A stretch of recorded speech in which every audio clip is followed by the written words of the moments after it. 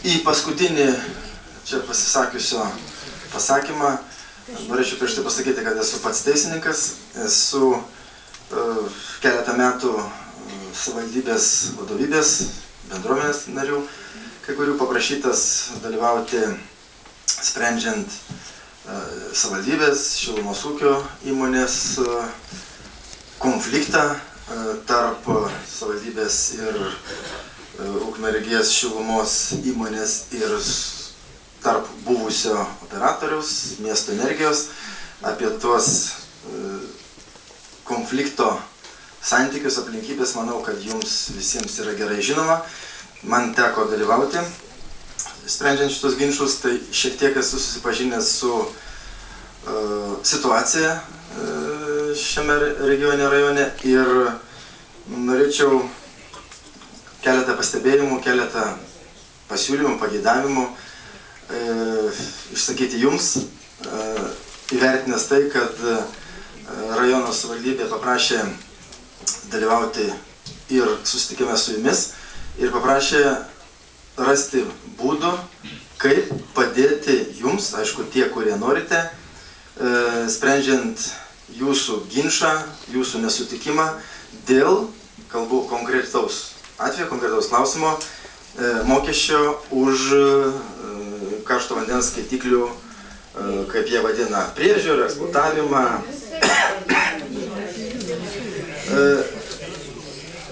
Labai atsiprašau. Taigi, aišku, suprantu, kad čia salėje tarp susirinkusių yra ir tų, kurie gavę pranešimus iš miestų. Mes kalbame situaciją, kada gavote pranešimus, gyventojai gauna pranešimus iš buvusio operatoriaus miesto energijos. Tai dalis iš jūsų, čia sėdinčių ir kitų rajono gyventojų, gavę tokius pranešimus, kaip girdėjau, labai gražiai pasakė čia moteris, gaunu pranešimą ir numetu jį į šiukšlių dėžę. Taip, aš manau, kad tai yra jūsų teisė. Šiuo atveju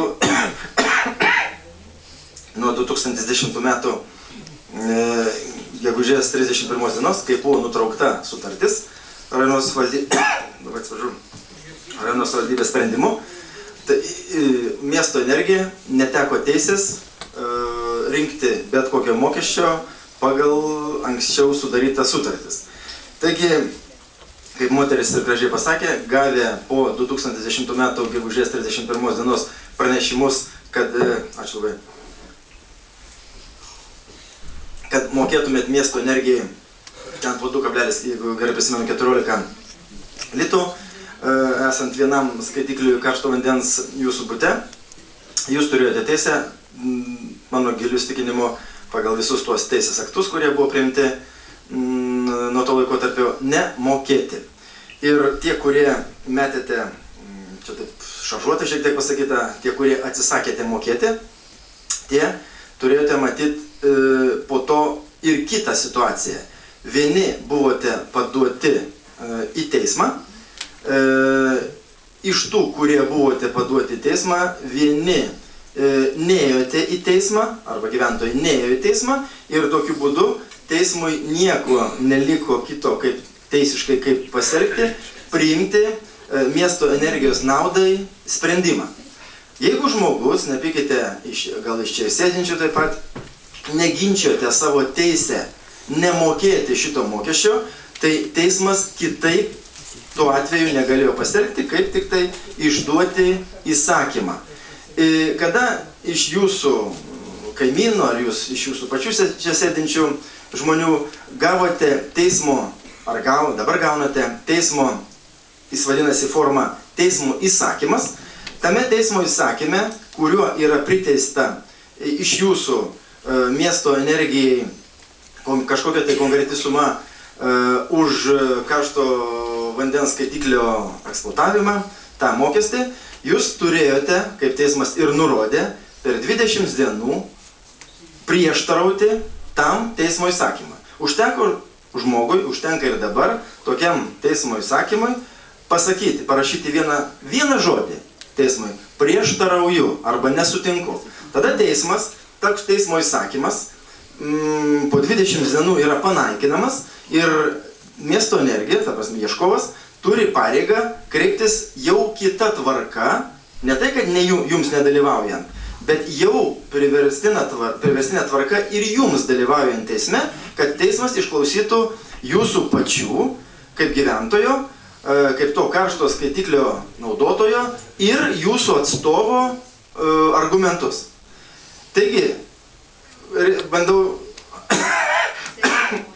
išsakyti, kad dalis iš jūsų, matyt, nelabai supratote, ar neturėjote laiko įsigilinti, nepaprieštaravote tam teismo įsakymui ir po 20 dienų, kai teismas negavo jūsų prieštaravimo, tie teismo įsakymai įsiteisėjo.